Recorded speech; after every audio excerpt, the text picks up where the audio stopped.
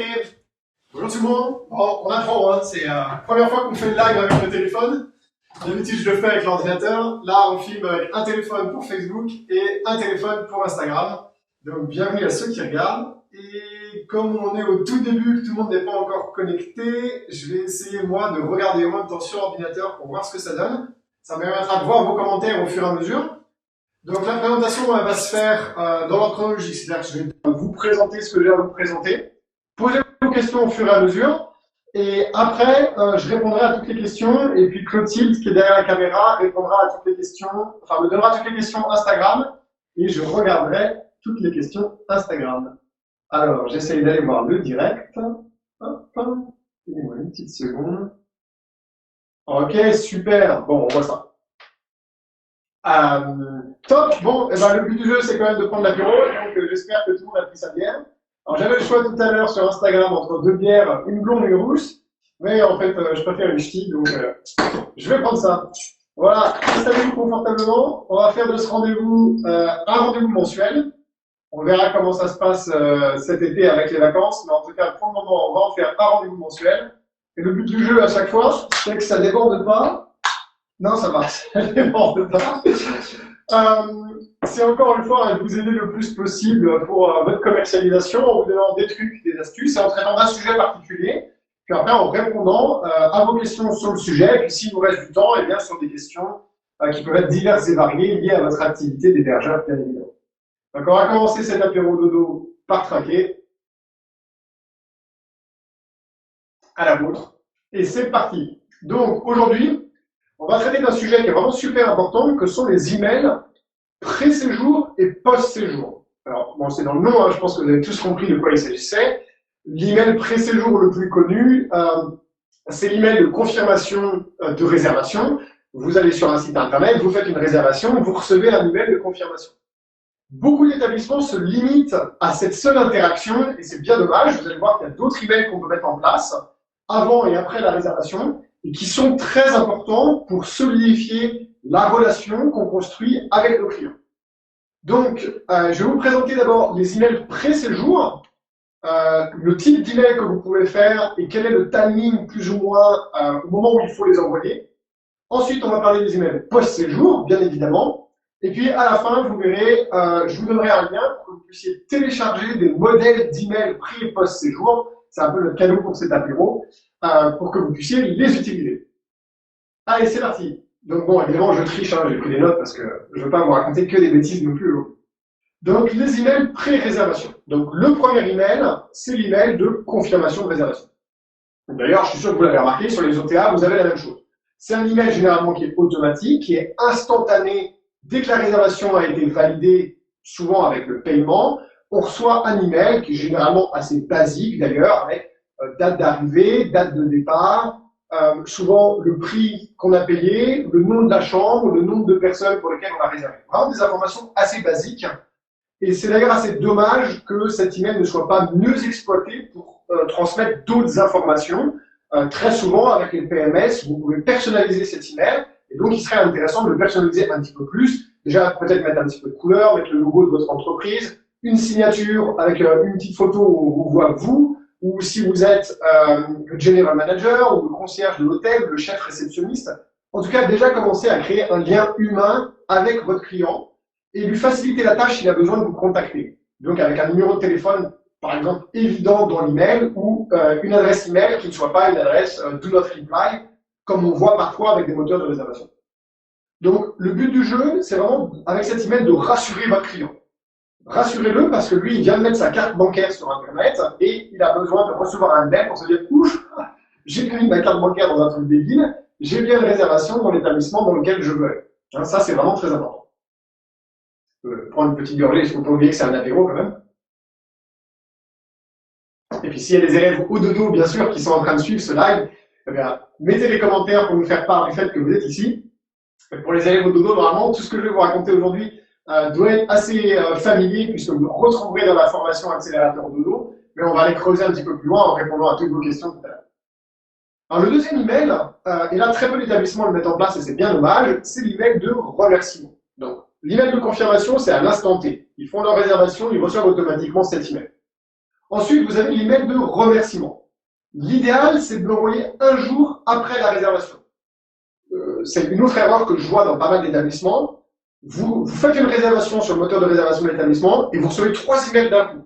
L'email de confirmation, un email de remerciement et un email pour essayer de vous vendre autre chose, du upsell. Alors, c'est pas une mauvaise chose de faire ces emails, mais il faut les séquencer dans le temps. Sinon, malheureusement, les gens, ils les regardent pas tous.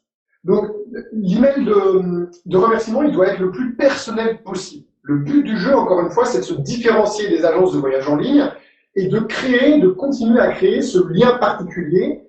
Et on capitalise sur l'authenticité et la relation humaine, en fait, que nous, on peut créer et avoir avec nos clients, que les OTA ne peuvent évidemment pas avoir. C'est des grosses machines capitalistiques, ils ne peuvent pas, il n'y a pas un visage derrière qui peut évidemment personnifier ces OTA, alors que nous, avec nos établissements, on peut.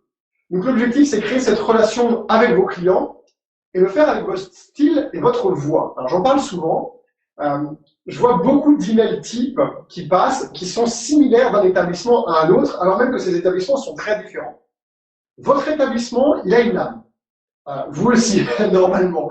Donc vous avez un style, vous avez votre voix, et en marketing, en communication et en publicité, votre voix, c'est votre empreinte, c'est-à-dire quel est le type de vocabulaire que vous utilisez. Typiquement, la voix d'Ododo, on peut vous l'expliquer assez facilement, c'est être sérieux sans se prendre au sérieux. C'est-à-dire qu'on aime bien s'amuser, on aime bien prendre du bon temps, donc on peut tout à fait communiquer officiellement pour l'entreprise, comme on le fait aujourd'hui avec un apéro dodo, ça veut dire sans se prendre au sérieux, tout en communiquant sur des sujets sérieux. Ben, c'est exactement la même chose pour vous. Vous devez choisir votre voix. Alors peut-être que vous êtes un 5 étoiles, et dans ce cas, c'est quelque chose qui va être un petit peu plus formel. Peut-être que vous êtes au contraire une maison d'hôte près du Puy du Fou, clin d'œil à certains élèves au dodo, ils se reconnaîtront. Et là, vous avez peut-être un style un petit peu plus campagne, relax. Ben ça, il faut que ça se retrouve dans votre communication. Et les emails, c'est un bon endroit pour faire ça. Dans tous les cas, je vous encourage, comme je vous l'ai dit tout à l'heure, à avoir une signature pour ces emails, bien que ce soit des emails automatiques, avec votre visage ou le visage d'un des membres de votre équipe qui soit associé à un nom, bien évidemment, et à des coordonnées en direct pour que les gens puissent vous contacter. Alors, j'ai oublié de vous le demander avant qu'on commence ce live, mais est-ce que vous m'entendez bien? Et je vais regarder si ça se met en commentaire. J'essaie de parler fort. Hop. Est-ce que Clotilde, tu vois? Est-ce que vous m'entendez bien? Est-ce que vous pouvez mettre un commentaire en dessous du live si c'est possible? J'espère que c'est possible. Est-ce que vous pouvez mettre des commentaires? On en a un qui dit ah le son, enfin bonjour. Je sais pas si c'est parce que le son est mauvais ou si c'est parce qu'il est bon. Ok, bon, ok, apparemment il est bon. Apparemment, on entend parfaitement. Ok. Bon, j'ai oublié de. Peut-être qu'au début il y avait un petit bug. J'avais oublié de vous demander, c'est important. Beaucoup d'échos sur Instagram. Beaucoup d'échos sur Instagram, ouais. Sauf avec les écouteurs. Ok, ouais. Alors comme on filme en fait avec 2 téléphones aujourd'hui, un pour Facebook et un pour Instagram, c'était un test, c'est notre premier apéro dodo, donc on s'améliorera. Le problème c'est que d'habitude j'utilise un micro que là je peux pas utiliser parce qu'on ne saurait pas où le brancher. On fera mieux la prochaine fois, promis. Et si vous êtes sur Instagram et que le son est vraiment pas bon, eh bien dans ce cas, allez sur la page Ododo sur Facebook, vous retrouverez le même live avec juste une différence d'angle décalée de 50 cm, mais c'est la même chose. Ok, donc voilà pour les 2 premiers emails. Et pour ce qui est du remerciement client, donc de l'email de remerciement client, généralement vous pouvez faire à jour plus 1 du moment où il a fait sa réservation, eh bien, mettez de manière visible un prénom et un nom, j'en ai parlé tout à l'heure, un numéro de téléphone, si possible, un numéro direct, typiquement le numéro de la réception plutôt que le numéro global, et puis bien évidemment un email. Hop, j'avance dans les slides. Ok, but du jeu, toujours le même, créer cette relation et ce lien avec ce client, et essayer d'anticiper les difficultés que vous connaissez liées à votre établissement. Par exemple, si vous savez que votre établissement est difficile à trouver, c'est la bière, eh bien vous allez voir qu'il y a un email dans lequel on peut aider à lisser tout ce type de problématiques pour mettre les gens dans des bonnes dispositions avant leur séjour. Donc, je vous en parler tout de suite, c'est l'email de préparation de séjour. Alors, cet email de préparation de séjour, l'idéal, c'est de le faire intervenir un jour avant leur arrivée. Alors, j'en vois tout de suite qui vont dire, mais que se passe-t-il s'ils réservent 2 jours avant? Donc, vous avez l'email de confirmation de réservation le jour J, Et le jour d'après, vous avez l'email de remerciement, et le jour d'avant, donc ça va coïncider, vous avez l'email de préparation de séjour. Dans ce cas-là, ils vont recevoir les emails le même jour. C'est pas très grave. Mais ce qui est important en tout cas, c'est que l'email de préparation de séjour arrive la veille de leur arrivée chez vous. Hein, c'est vraiment important. Et là, vous avez un double objectif. Informer le client, je vais vous expliquer sur quoi, et essayer de faire des ventes supplémentaires, bien sûr. C'est vraiment pas mal ça. Hein. Je ne sais pas si vous connaissez la ch'ti. Bon, de toute façon, les ch'tis, ils savent faire de la bière, on le sait depuis longtemps, mais elle est pas mal. Prochain apéro de nous, j'en goûterai une autre pour vous donner mon avis. Donc, double objectif hein, dans cet email de préparation qui est la veille de l'arrivée. La première, je vous l'expliquais tout à l'heure, informer sur des éléments qui sont très pratiques. Si vous êtes, par exemple, vraiment en province, à un endroit qui est compliqué à trouver parce que le GPS le capte très bien, bon, ben, c'est le moment de leur donner des indications qui sont très précises sur comment venir chez vous. Si, par exemple, alors j'étais juste après Noël, j'ai fait une petite escapade avec mon épouse à Saint-Sébastien en Espagne parce que les restaurants étaient ouverts, donc on est allé là-bas. L'hôtel, c'était une vraie galère. Alors, certes, il était tout neuf, il venait de finir de le construire. Mais il était super difficile à trouver parce qu'il n'était pas indiqué dans Waze, il n'était pas indiqué sur Google Maps, ou en tout cas, sur Google Maps, il n'était pas indiqué au bon endroit. Et en plus, ils avaient un parking souterrain. Pour rentrer dans le parking souterrain, il fallait passer derrière l'hôtel. Donc, il fallait, en gros, garer son véhicule devant la réception, sortir les bagages, et ensuite faire le tour de l'hôtel pour descendre dans le parking. Rien n'était indiqué. Bon, bah, typiquement, ça, c'est le genre de choses, vous profitez de cet email de préparation de séjour qui va être envoyé la veille de leur arrivée pour leur donner ce type d'indications qui vont leur être utiles. Alors, le meilleur truc que j'ai à vous donner pour ça, pour expliquer où est votre établissement et comment y aller, c'est essayer d'expliquer à quelqu'un qui ne parle pas votre langue comment accéder à votre établissement. C'est le meilleur exercice que vous pouvez faire. Ça va vous permettre de simplifier l'explication. Donc, vous allez faire la première explication en français, et puis après vous dites, OK, si j'avais en face de moi quelqu'un qui parlait peu français ou mal français, comment est-ce que je me débrouillerais avec des visuels pour lui expliquer comment venir chez moi? Et là, vous allez voir que votre explication, elle va se simplifier et elle va être d'autant plus efficace. Il est évident que si la première expérience de votre client, avant même d'être dans votre hôtel, c'est qu'il a galéré pour le trouver, il va y avoir une certaine frustration qui va se créer, qui ne le met pas dans un bon état d'esprit en fait pour le reste de votre séjour. Alors, avec un peu de chance, il va oublier très vite que c'était galère, mais c'est quand même bien dommage. Je fais une toute petite parenthèse d'ailleurs pour ça, parce que j'y pense. Il y a beaucoup d'établissements qui sont mal fléchés. Alors oui, tout le monde a Waze, mais la preuve, tous les établissements ne sont pas bien indiqués sur Waze ou sur Google Maps. Avoir un fléchage dans un rayon de 5 km autour de votre établissement, ou 3 km, ou 2 km, en fonction de si vous êtes en ville ou pas, et vérifier la qualité de ce fléchage, que les panneaux ne soient pas sous la végétation et qu'ils soient de bonne qualité, eh bien c'est un truc qu'il faut faire parce que régulièrement, je vois des panneaux qui sont complètement délabrés, ça ne donne pas une bonne image de l'établissement. Et en plus, ça doit normalement servir à le trouver. Le deuxième objectif, oui, il y a une question? On a une réaction de Isabelle Chevreau qui dit « Je donne des indications très précises dans ce mail d'accueil. Les gens arrivent et disent « Oh, je ne l'ai pas lu ». Eh oui, alors ça, si vous saviez le nombre d'emails que nous on envoie que les gens n'ont pas lu. Alors, vous avez quand même une proportion de gens qui l'ont lu, et c'est pour ça d'ailleurs qu'ils ne vous en parlent pas quand ils arrivent. C'est pour ça et c'est pour cela qu'il faut le faire. Après, il faut éventuellement regarder sur la mise en page de votre email la hiérarchie de l'information et voir aussi le titre de l'email. Alors, bon, ce sera peut-être le sujet d'un live à part entière, hein, les emails et les emailing, mais vous savez que quand vous envoyez un email, il y a quelque chose que vous devez surveiller, c'est le taux d'ouverture. Sur 100 emails que j'envoie, combien de personnes ont ouvert cet email et combien l'ont lu? Ça, c'est quelque chose que vous pouvez surveiller, et plus le taux d'ouverture est important, mieux c'est. Si vous vous rendez compte sur vos emailings que le taux d'ouverture est très bas, eh bien, ça veut dire qu'il y a un problème, et donc peut-être que c'est juste l'accroche qui ne va pas, ou l'email depuis lequel vous envoyez. Typiquement, si vous avez des emails qui partent d'une adresse, do not respond, ou alors le logiciel bidule-chouette, @logicielbidulechouette.com, ça va pas le faire. Il faut que vos emails ils partent d'un email avec votre nom de domaine. C'est-à-dire, par exemple, contact@monhotel.com. Déjà, ça, si vous voulez un bon taux d'ouverture, c'est une évidence. Et ensuite, l'accroche. Alors, au dodo, par exemple, on vous envoie 2 emails par semaine avec des trucs, des astuces et des vidéos. Nous, on a un taux d'ouverture des emails de 35%, qui est exceptionnellement haut. C'est vraiment très haut. Pourquoi? Parce qu'on fait du content marketing, c'est-à-dire qu'on vous envoie des choses utiles dont vous allez vous servir. Donc les gens attendent nos emails et ils les ouvrent. Pour un email de confirmation de ce type-là, normalement, la personne, elle doit s'attendre à recevoir des emails de l'hôtel ou de l'établissement dans lequel elle va séjourner. Donc vous devriez avoir un bon taux d'ouverture de ces emails. Si vous ne l'avez pas, regardez l'email avec lequel vous envoyez et regardez le sujet et essayez de faire des tests pour changer ça. Voilà. Je ferme cette petite parenthèse. Ouais. Comment voir les stats, il demande. Les stats des mails, d'ouverture des mails. Alors, ça dépend de chaque système. Comme je ne sais pas quel système vous utilisez, ça dépend de chaque système. Vous avez des services d'emailing professionnels qui coûtent pas forcément très cher. Je pense par exemple à Mailchimp, je pense à SendGrid. Et en fonction de l'écosystème de chaque logiciel d'envoi d'email, vous allez avoir des consoles avec des statistiques. Mais ça, c'est des statistiques qui sont assez basiques que vous devriez retrouver. Dans certains PMS, vous allez retrouver ça aussi. Ok, HubSpot portugaise. Voilà, HubSpot, par exemple, parfait. Je te salue, Florent, du coup, au passage, c'est bien que tu trouves du temps pour nous écouter.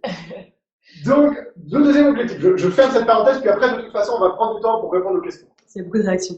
Ouais, il y a beaucoup de réactions, j'en suis sûr. Donc, vous inquiétez pas, je déroule, après, je bois un verre, et après, je réponds à toutes les questions.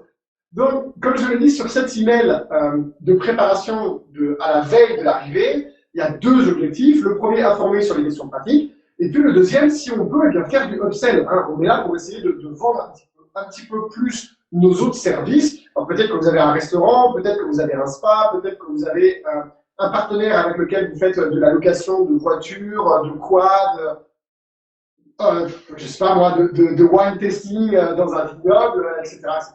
Hein. Donc, ne pas hésiter à essayer de réfléchir à ce que vous pouvez packager. Évidemment, il faut l'adapter à la saison. Hein. N'essayez pas de... Enfin, ça m'est arrivé tellement de fois de voir des emails où ils sont encore sur le package Saint-Valentin alors qu'on est en juillet, ils ont juste complètement oublié que, bah oui, ils avaient fait un email pour la Saint-Valentin et que l'email continuait de s'envoyer. Non, ça c'est nul. Il faut vraiment faire attention à vos emails et il faut les adapter à votre saison. Hein, de la même manière que vous adaptez la vitrine de votre site internet, comme vous adapteriez la vitrine d'une boutique de fringues, vous n'allez pas vendre des pulls, des bonnets et des gants en plein été. Sinon, vous allez faire faillite. C'est la même chose avec vos emailings, c'est la même chose avec la vitrine de votre site internet. Donc faites bien attention à ça. Et là, l'idéal, le nerf de la guerre, quand on veut vendre avec l'email, c'est d'avoir un CTA. Alors ça, je vais vous mettre ici. J'en parle pas mal dans la formation accélérateur au boulot. Donc, CTA. Donc le C, c'est pour Call to Action. Donc en français, dans le texte, ça veut dire tout simplement quelque chose qui va initier une action. Et là, l'action, ça va être pour la personne de cliquer sur ce bouton qui va l'emmener à l'endroit où elle peut également profiter de ce upsell. Alors, nous, on avait fait un upsell, par exemple, au Mans Country Club, hein, qui était l'hôtel dont j'étais directeur. C'était un 4 étoiles au nord du Mans, sur les bouteilles de champagne qui avaient super bien fonctionné. Et je vous donnerai de toute façon l'exemple tout à l'heure. Voilà pour les emails pré-réservation. Et encore une fois, tout à l'heure, je vais vous donner un lien pour que vous puissiez télécharger des modèles qu'on a conçus pour vous. Alors moi, j'ai fait la conception texte, et puis c'est Clotilde qui est derrière la caméra qui vous a fait la conception visuelle. Donc si vous trouvez notre nouvelle charte graphique sympa et que vous aimez son travail, eh bien félicitez-la sur les réseaux sociaux. Peut-être qu'on nous donnera une promotion, enfin moi, on verra, en fonction de vous. Allez, maintenant, on va parler des emails post-réservation.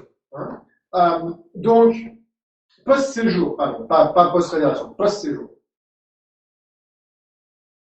Le premier, c'est l'email de feedback. Alors, feedback, c'est un mot qui est génial en anglais, qui est difficile à traduire en français.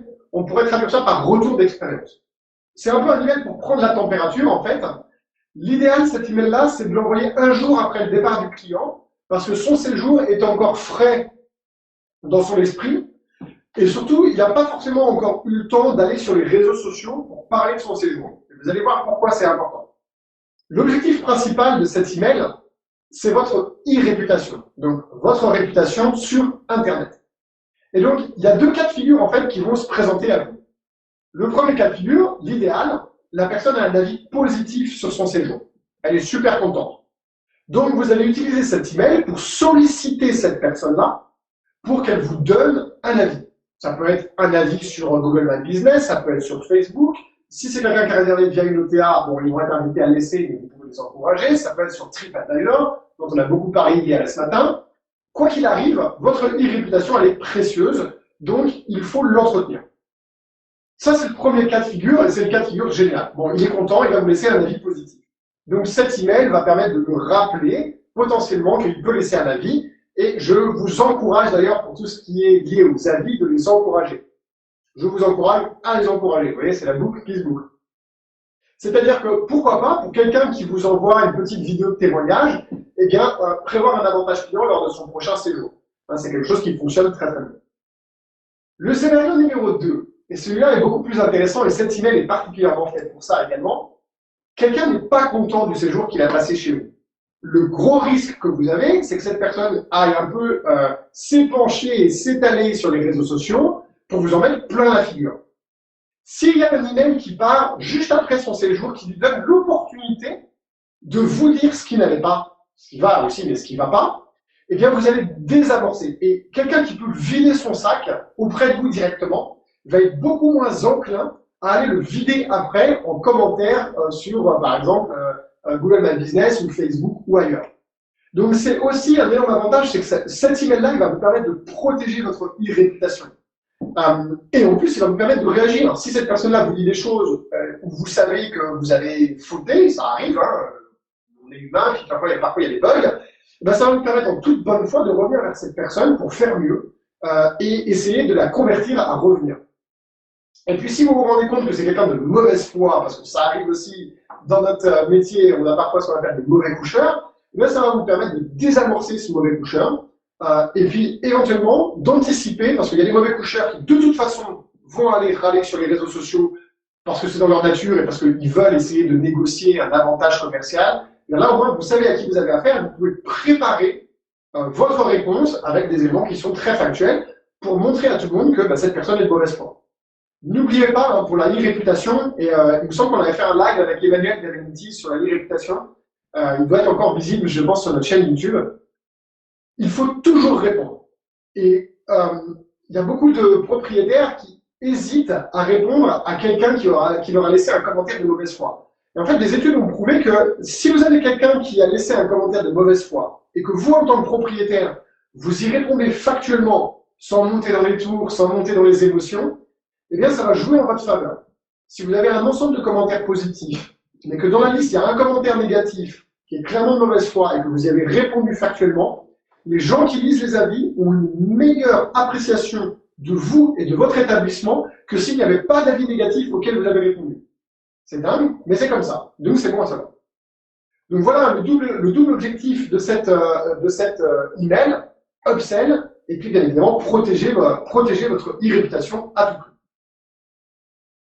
Après, vous avez un autre email, celui-ci il est optionnel. Là. Tous les emails dont je vous ai parlé pour le moment, c'est des must-have. Hein. Il ne faut pas couper à ça, c'est des emails qu'il faut absolument mettre en place. Après, il y a un email qui est super intéressant en fonction de votre établissement. C'est, alors je vais l'appeler l'email à objectif variable. C'est un email que vous pouvez envoyer 3 jours, par exemple, après le départ du client. 3 jours, c'est pas mal, hein, les études ont été pas mal.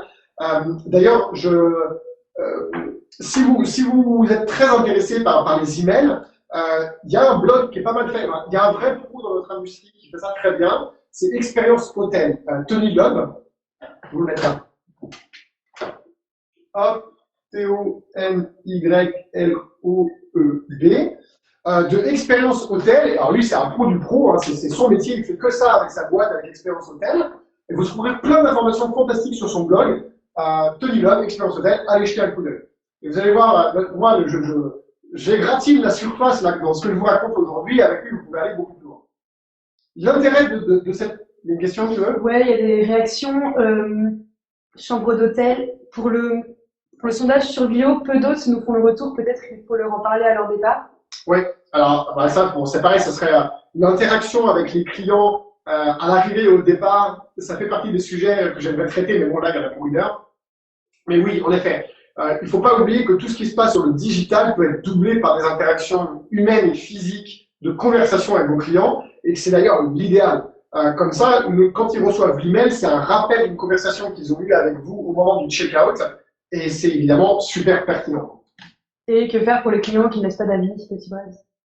Que faire pour les clients qui laissent pas d'avis? Il faut leur casser les genoux. Non, je rigole. Il n'y a rien à faire. Malheureusement, il y a des clients qui laissent pas d'avis. C'est leur liberté et c'est leur choix. C'est pas grave. Ce qu'il faut absolument, c'est se protéger des avis négatifs et c'est essayer de récolter le plus possible d'avis positifs. C'est vraiment ça le but du jeu.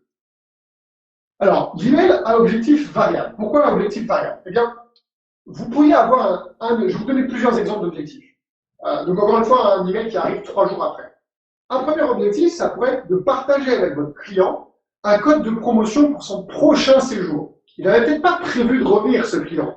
Mais si vous lui partagez un code promotionnel et que c'est une bonne affaire, il va peut-être se dire, tiens, je vais profiter de cet avantage commercial pour revenir dans cet hôtel. Et donc, vous commencez à le fidéliser. Objectif, le faire revenir en direct. Ça, c'est un bon exemple d'objectif. Autre objectif, vous pourriez demander à votre client de parler de vous. Alors, ça double évidemment l'objectif du mail précédent.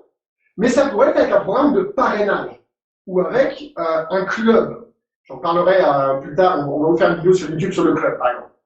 Votre objectif dans ce cas-là serait d'acquérir de nouveaux clients grâce à vos clients passés. Typiquement, le parrainage, nous, avec Ododo, ça fonctionne super bien. Il y a plein d'élèves de la formation accélérateur Ododo, qu'on forme et qu'on accompagne au quotidien, qui parrainent d'autres élèves. Au passage, ils prennent un bonus de 100 €, c'est jamais négligeable. Et du coup, en se parrainant comme ça, c'est l'effet boule de neige. Plus vous avez de clients qui parrainent d'autres clients, plus votre base de clients grandit. C'est évident. Et en plus, ça instaure une relation de confiance qui est particulière. Donc ça peut être un bon exemple d'objectif. Un troisième exemple d'objectif, ça pourrait être de demander à vos clients un commentaire bien spécifique sur un média bien spécifique. Par exemple, Facebook. Vous pensez par exemple que vous voulez plus de commentaires sur Facebook parce que vous voulez faire de la publicité via votre page Facebook, vous pouvez très bien, pendant un certain nombre de semaines ou de mois, mettre en place J+3 après le départ du client, un email spécifique pour récolter les avis Facebook.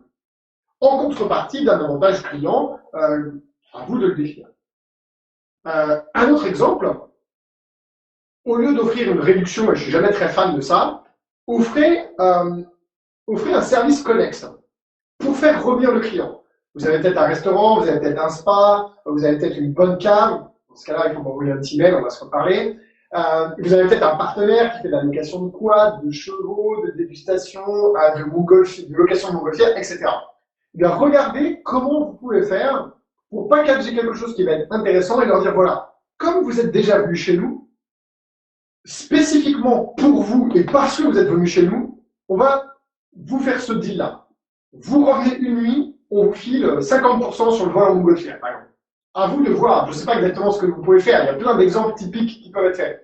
Au Mont Country Club, moi j'avais un deal avec un loueur de voitures, donc on avait une Lamborghini et une Ferrari, et tous les gens qui voulaient revenir, on avait un package pour vraiment notre suite, et dans ce cas, quand ils revenaient, en fait, on leur offrait le restaurant gastronomique. Donc eux, ils achetaient le week-end avec la suite, avec la location de voiture, et le restaurant gastronomique, qui était quand même pas négligeable, qui représentait un bon budget, eh bien, on leur offrait. Et l'énorme avantage, c'est que nous, le coût de revient du dîner gastronomique était nettement inférieur au coût auquel on vendait, bien évidemment. Et donc, on s'y retrouvait, c'était super intéressant et on fidélisait comme ça de la clientèle. Objectif, toujours, faire revenir la clientèle en direct. Alors, on va parler d'un truc. On parle d'objectifs. Je vous ai donné un certain nombre d'exemples d'emails. Avec les objectifs, je vais essayer en même temps de parler dans votre direction pour que le son soit bon. Il faut toujours garder en tête le principe SMART. J'en ai déjà parlé dans d'autres vidéos. Alors, je vous le remets ici. S, M, A, R, T. Alors, SMART, vous le savez, en anglais, ça veut dire malin ou intelligent. Et en fait, c'est un acronyme qui va énormément vous aider à constituer vos objectifs et à faire en sorte que ces objectifs, vous puissiez les remplir. Donc, le S, c'est pour spécifique. Vous voulez des objectifs spécifiques. Spécifiques. Par exemple, vous voulez un nombre précis. Si votre objectif, c'est d'avoir des nouveaux commentaires positifs sur Facebook, combien voulez-vous? Et une fois que vous aurez atteint cet objectif, eh bien, c'est très spécifique combien. Vous en voulez 10, vous en voulez 20, vous en voulez 50. Voilà, comme ça, vous savez que vous avez atteint votre objectif et vous pouvez éventuellement changer l'objectif. Le M, c'est pour... Alors, je vais l'écrire puis je vais le parler. Le M, c'est pour mesurable. Parce que si vous avez un objectif qui n'est pas mesurable, vous ne pourrez jamais savoir si vous l'avez atteint ou pas. Donc, un nombre, c'est quelque chose qui est mesurable. Je veux 20 avis positifs en plus. Ok, ça c'est mesurable. Je veux une meilleure e-réputation, c'est pas un objectif mesurable. Hein, vous voyez la différence? Pourtant, ça va dans le même sens, mais c'est pas mesurable. Hop, le A. Le A, c'est pour atteignable. Ça sert à rien de se fixer des objectifs qu'on ne peut pas atteindre. Si vous voulez 300 avis positifs en 2 mois, alors que vous n'allez pas faire 300 réservations en 2 mois, inutile. Donc, certes, il faut viser la Lune, et il faut viser les étoiles, même on dit, pour atteindre la Lune, mais il faut rester dans ce que vous savez que vous pouvez atteindre et dans lequel vous êtes en capacité de le faire. Le R, c'est, en anglais, c'est pour relevant. Donc, en français, malheureusement, ça ne commence pas par la même lettre. Donc, on va dire pertinent en français, par exemple. Eh oui, ne vous fixez pas des objectifs qui n'ont aucune pertinence avec vos objectifs globaux de votre entreprise. Ce serait débile, ce serait se tirer une balle dans le pied. Et puis, le T, c'est pour time. C'est tout simplement, il faut que ce soit limité dans le temps. Ne vous fixez jamais d'objectif sans vous fixer une date de fin pour mesurer si oui ou non vous avez atteint cet objectif. Voilà pour SMART. Bon, j'en ai déjà parlé de nombreuses fois, mais c'est pour vous le rappeler. Eh bien, voilà où on en est. Voilà où nous en sommes. On a présenté les emails pré-réservation, on a présenté les emails post-réservation. Je vais donc maintenant vous donner le lien. Non, on va répondre aux questions et après je vais vous donner le lien pour télécharger les modèles qu'on vous a donnés. Et donc, eh bien, Clotilde, je t'écoute pour toutes les différentes questions. Je vais essayer d'y répondre du mieux que je peux. Alors, l'idéal, c'est qu'on réponde à toutes vos questions liées aux emails. Et puis, si après, il nous reste un petit peu de temps, eh ben, je serai ravi de répondre à toutes questions si besoin. Alors, les questions, pour l'instant, c'est pas lié spécifiquement aux emails. Okay. Il y a des réactions sur ce que tu as dit. Vas-y. On a une question de Laurent Rougier. Il serait intéressant de nous expliquer concrètement comment créer un code promo pour inciter nos clients à revenir et comment l'intégrer sur notre site avec Amenities. Car j'entends bien ce que vous recommandez, mais comment fait-on? D'accord, ok. Bon, bah alors là, du coup, c'est pas aujourd'hui, Laurent, que je vais pouvoir vous montrer ça. Par contre, prenez un rendez-vous de support avec moi, on peut regarder ensemble. J'ai pas la réponse dans l'immédiat, mais je suis sûr qu'entre le support d'Amenities et nous, on peut trouver la solution. Ok, on a une question concernant les avis, enfin une réaction plutôt. Ouais. Les gens, même hyper enthousiastes et qui promettent de laisser un avis, une fois rentrés chez eux, finalement ne prennent pas le temps de rédiger le fameux avis. Alors, c'est tout à fait vrai. Alors, moi, j'avais une astuce qui fonctionnait super bien. C'est du plus, hein. Ce que je vous explique aujourd'hui, c'est du plus. Nous, on avait une astuce qui fonctionnait super bien. Encore une fois, c'était au moins comme Club. On avait une tablette, en fait, à la réception. Et les gens, au moment du check-out, on leur demandait si ça s'était bien passé, s'ils étaient contents. Ils disaient oui, c'était super et tout. Et donc, du coup, on leur donnait la tablette. On leur disait, bah, si vous pouviez nous laisser un petit avis, là, ça prend 2 secondes, ça va nous aider. Et parfois, on le faisait pendant le séjour. Et comme on avait un bar, tous ceux qui nous laissaient un avis pendant leur séjour avec la tablette, on leur offrait une bière au bar, comme quoi, on en revient toujours à l'apéro. Alors, on a un compliment sur tes charentaises. Sur la vidéo en verticale, on voit mal. Je tiens à préciser qu'au départ, on devait filmer à l'horizontale et ne pas les voir, et on s'est posé la question à Clotilde, est-ce que je les défends? Non, on s'en fout. Ben voilà, je consomme français, je suis en charentaise quand je suis chez moi, et qu'est-ce que je dis? C'est l'avantage du télétravail, hein. Ok, on a Reto Dot qui nous dit une chambre d'hôte, nous n'avons pas les moyens de faire de la promo ou d'offrir des services.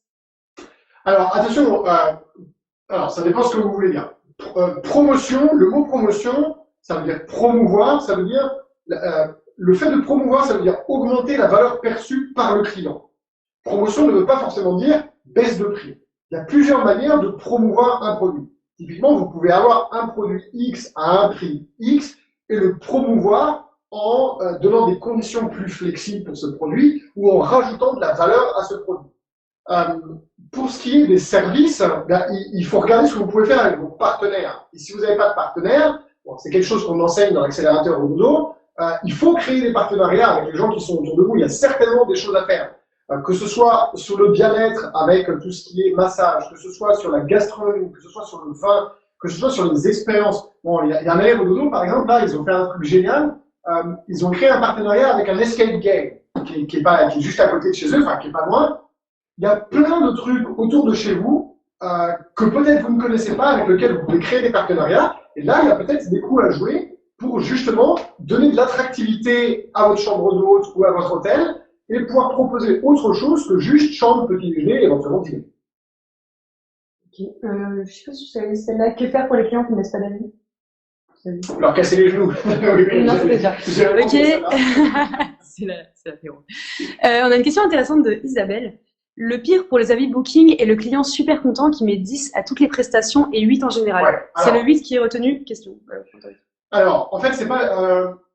J'ai fait une vidéo d'ailleurs YouTube Isabelle à ce sujet il y a, bon, je sais plus quand, parce que j'en fais trop.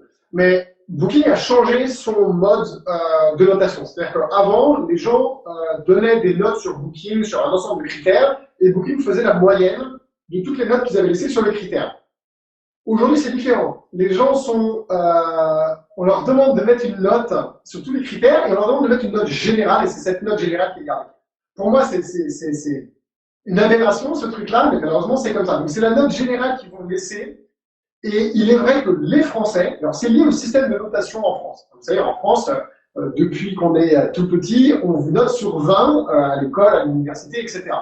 Et en particulier en France, hein, et je dis ça parce que j'ai étudié entre autres aux États-Unis, où c'est pas du tout le cas. En France, un 8 sur 10, c'est très bien. Un 18 sur 20, c'est très bien.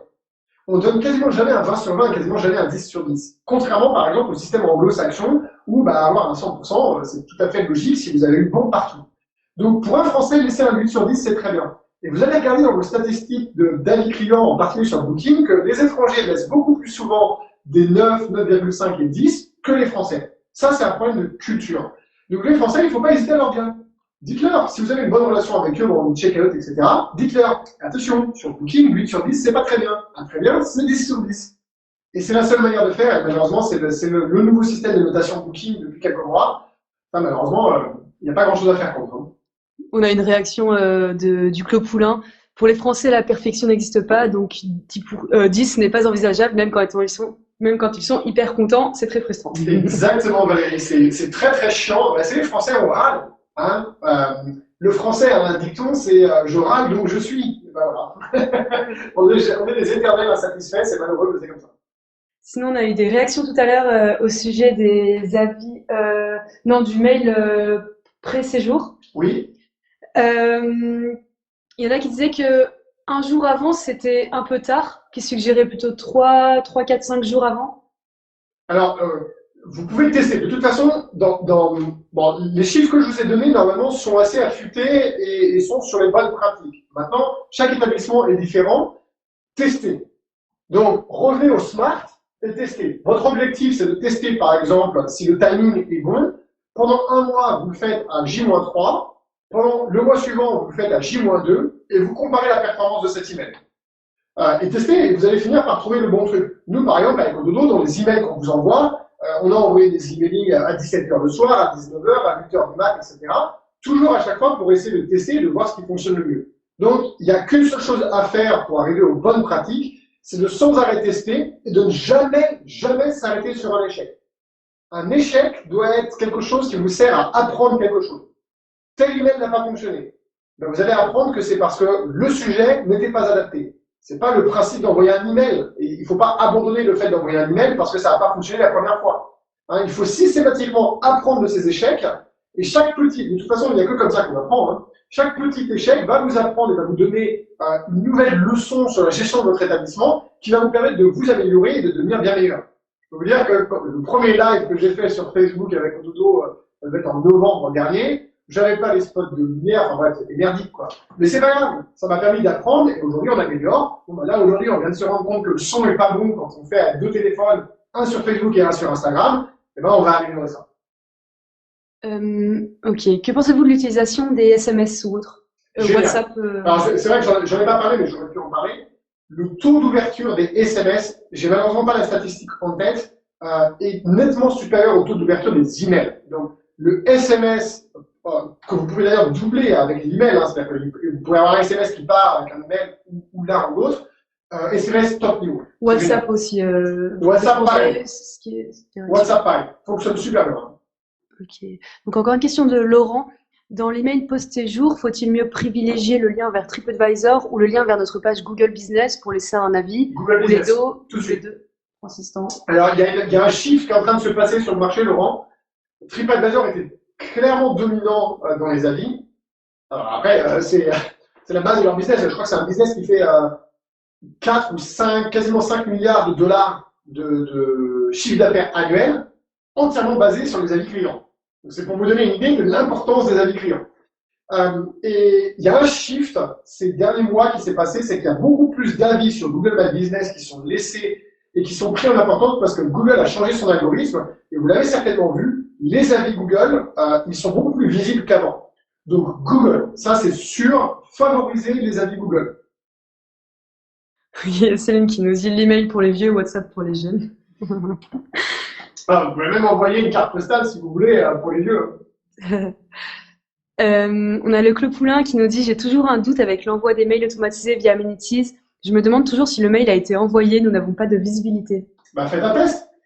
Comme d'habitude, j'en ai parlé tout à l'heure. Testez, testez, testez. Faites une réservation avec votre adresse email perso et testez. Vous allez recevoir les emails. Et en plus, ça va vous permettre de voir comment ça apparaît sur le téléphone, sur écran, etc. Mais quel que soit le PMS, que vous soyez sur Amenities, sur Edouard, sur Vivo, sur Edge, testez tout.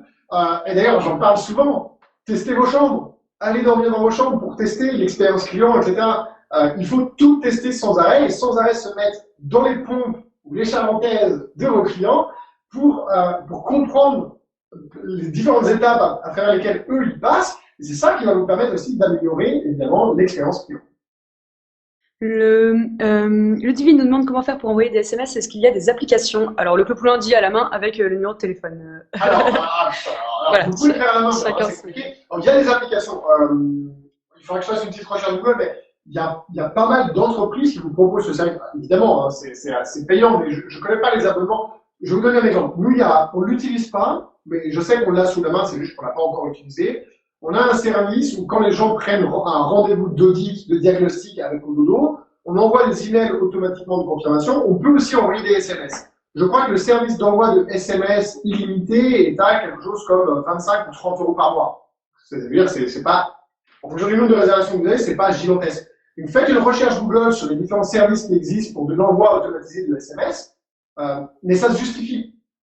En fonction de votre établissement, parce que, comme dit le Clos Poulain, si vous avez un petit établissement et que vous avez 2-3 réservations par jour, bon, vous pouvez le faire manuellement. Si vous êtes un gros établissement et que vous avez une cinquantaine de réservations qui tombent par jour, non, vous n'allez pas le faire manuellement, c'est impossible, c'est du délire, quoi. Mais il y a, une recherche Google, là, vous trouverez plein de... Après, ce qu'il faut, c'est faire un benchmark. Alors, on pourrait, ce serait une idée pour une vidéo YouTube, essayer de faire un benchmark des différents acteurs du SMS. Si ça vous intéresse qu'on fasse ça, mettez-le en commentaire, et puis on essaiera de regarder ça. Est-ce qu'on a des questions encore? Vous reste-t-il des questions? Je regarde de mon côté, j'arrive pas à voir, en fait, moi, ici, ce live, j'arrive pas à voir. WhatsApp sur Facebook. Alors, je comprends pas trop ce que ça veut dire, une pause en champagne. Et WhatsApp sur Facebook. Je sais pas, une pause en champagne, ça ressemble à un nom d'établissement. Vous reste-t-il des questions? Si vous en reste, allez-y. Sinon, on va mettre fin à l'apéro Dodo numéro 1. On se retrouvera de toute façon le mois prochain pour un deuxième apéro. Ah, j'ai oublié. Du coup, en attendant que quelques-uns reposent vos questions, je vais vous donner le lien pour télécharger des templates d'email. Donc, hop, ça. Donc, comme d'habitude, vous allez sur ododo.io, www.ododo.io/apéro, bien sûr, sans l'accent, ododo-1.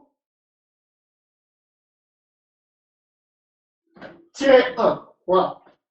Vous allez là-dessus et là, vous pourrez télécharger le template de modèle qu'on vous a fait. Reste-t-il des questions avant qu'on mette fin à ce live? Si Brest veut un benchmark, je sais pas de quoi, de quel benchmark il s'agit peut-être. Un benchmark peut-être pour les SMS. On pourrait faire ça, ouais, ça pourrait être l'objet d'une vidéo YouTube à venir. On a pas mal d'idées déjà de sujets qui nous sont remontés. Donc, on a de la matière, mais oui, potentiellement, on vous fera ça. Donc, pareil, pour tous ceux qui me suivent, si vous voulez, parce que les lives, ça va être une fois par mois, mais si vous voulez des conseils, des trucs et des astuces, abonnez-vous à la chaîne YouTube Ododo. Vous allez sur YouTube, vous tapez Ododo, et vous allez voir que il y a déjà plein de vidéos que vous pouvez regarder, et il va y en avoir plein d'autres. on vous donne des trucs, des astuces pour vous aider à améliorer la gestion et la commercialisation de votre établissement. Ok. On a une autre suggestion de vidéo de Laurent sur TripAdvisor. Intérêt Ouais. ou pas de s'abonner à l'avantage business. Enfin, c'est une autre idée de vidéo. Ok. Bien vu. Fidélisation des clients. Voilà, il y en a qui vont s'y mettre. Et puis on a des remerciements pour la vidéo. Eh bien, merci à tous. À refaire, mais sans bière, j'aime la bière. Et je dis pas pour boire de la bière, c'est que vous avez honte, là. Tu vas aussi. Moi, j'aime pas ça te plaît, si tu vas. Non, en fait, pour tout vous dire, ce que j'aimerais, c'est mettre